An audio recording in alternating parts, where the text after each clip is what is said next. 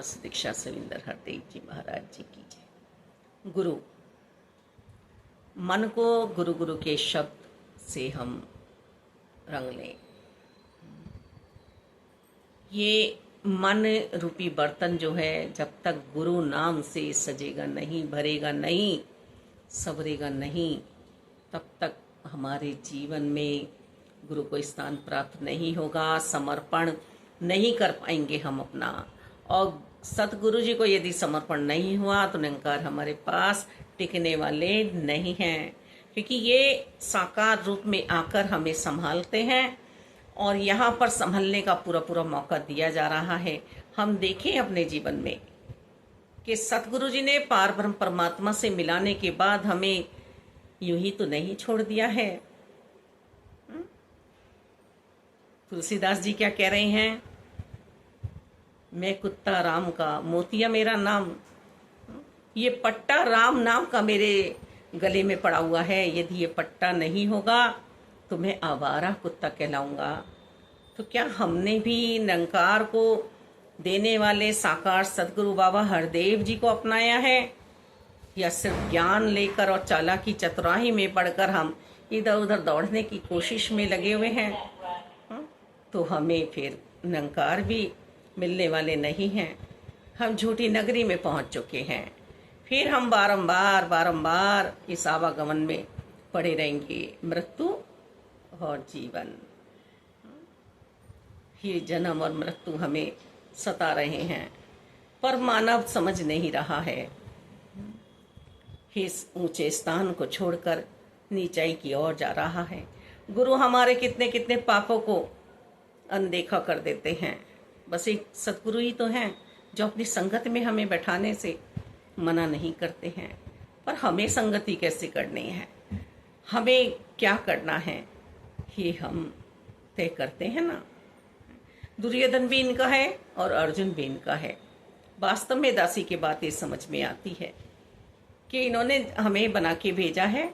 इन्होंने हमें पार ब्रह्म परमात्मा का पता बताया है, अपने साथ हमें बैठाकर सेवा सिमरन सत्संग करा रहे हैं सतगुरु जी।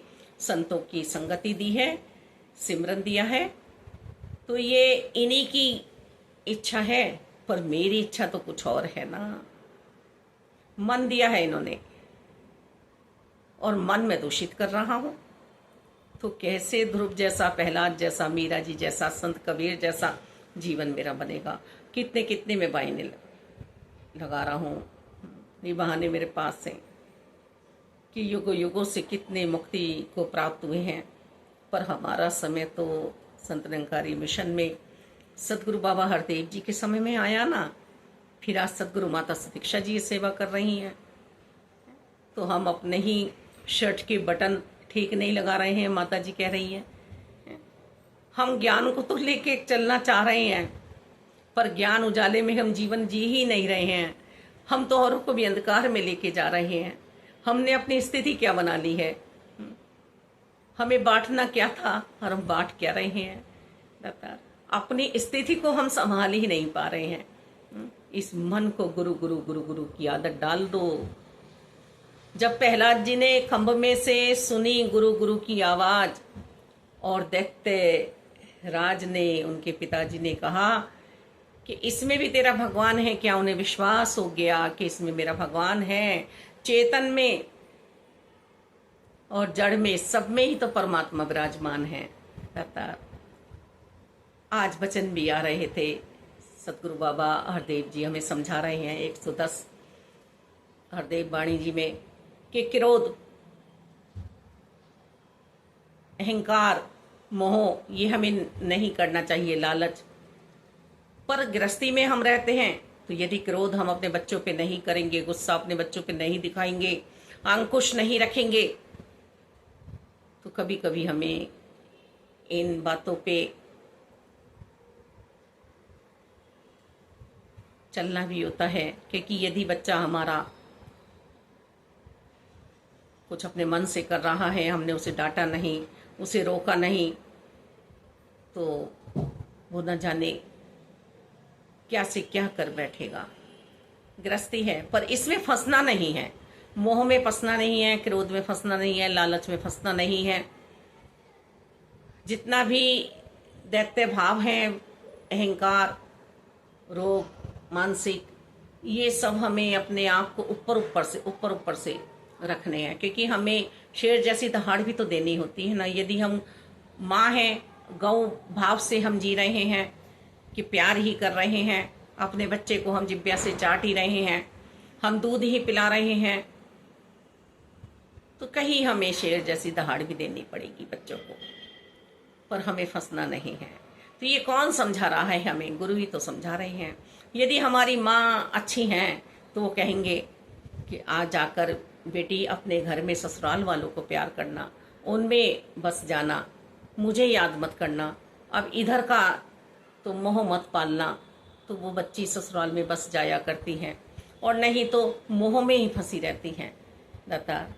तो यही जीव आत्मा है हमारी। यदि गुरुजी हमें इन सब झंझटों में डाले रखेंगे तो फिर हम अपने परमात्मा के कैसे होंगे? जीव आत्मा अपने पति परमेश्वर की कैसे होगी? ऐसे ही हमें भौतिकता में भी अपने पति का यदि बनना है तो उसके परिवार वालों को भी प्यार करना होगा। ये दो जो रिश्ते होते हैं, दो परिवारों की लड़कियां ही आराम से संभाला करती हैं दातार। और कहा भी गया है कि बेटा तो एक ही परिवार को बर्बाद करता है, बेटियां दो परिवारों को बर्बाद करती हैं। जिस ससुराल में पहुंचती हैं, यदि वहां पर प्यार नहीं करती हैं वहां के बंदों को, तो दो परिवार बर्बाद होते हैं, एक अपने पिता का और अपने पति का। तो ये हमारी आत्मा के पति परमेश्वर निरंकार परमात्मा मिले हैं, तो हम भी तो अपना बेकार कर रहे हैं ना। चाहे वह नर है चाहे नारी है, आत्मा तो नारी ही है ना। क्या गुरुजी से हमने प्राप्त कर कर इस ज्ञान को हम जी पा रहे हैं, या हम भी दोनों कुलों का नाश कर रहे हैं? मानव चोले में आने के बाद अपनी मानवता का भी और आध्यात्मिकता के सफर में अपने सतगुरु जी का भी हमें तो नाम रोशन करना था। जैसे एक बच्ची अपने माता पिता का नाम रोशन करती है ससुराल में बस जाने के बाद, ससुराल में प्यार बांटने के बाद, तो हमें भी तो अपने सतगुरु जी का होकर प्यार बांटना है ना। तो चाहे हम जिस हाल में भी रहें, सुख और दुख हमारे अपने नसीब के हैं, और नसीबों से ऊपर इन्होंने उठकर हमें ये जीवन दिया है। जहां मैं बीमार पड़ जाया करती हूँ वहां ये उठा दिया भी करते हैं मुझे सत्संग के लिए, सेवाओं के लिए, जब मेरे मन में सेवा भावना आती है। तो ये हमें हर तरफ ध्यान देना है कि गुरु ने हमें कितना ऊंचा स्थान दिया है, संतों के परिवार में बैठाया है, संतों के साथ बैठाया है दातार। और हमें सतगुरु बाबा हरदेव जी ने ब्रह्म ज्ञान की दात प्राप्त करी, और सतगुरु बाबा हरदेव जी हमारे जीवन से जाने वाले नहीं हैं। जैसे हम अपने माता पिता को याद करते हैं, ऐसे ही आत्मा के पति से मिलवाने वाले सतगुरु जी को याद हमेशा करते रहें, इनके ऋणी रहें। दासी तो ऐसा ही मानती है कि यदि ये मुझे नहीं मिलते तो मेरा मुश्किल गुजारा था, मुझे फिर जो है जीवन में भटकनी ही रहती, और मैं पल दो पल के लिए परमात्मा को याद करती और फिर भूल जाया करती। लगातार घंटी बजाती फिर भूल जाती। पर ये आज यदि मेरे साथ हैं तो सतगुरु बाबा हरदेव जी की कृपा से मैं इन्हें देख पा रही हूँ, इन्हें एहसास कर पा रही हूँ दातार।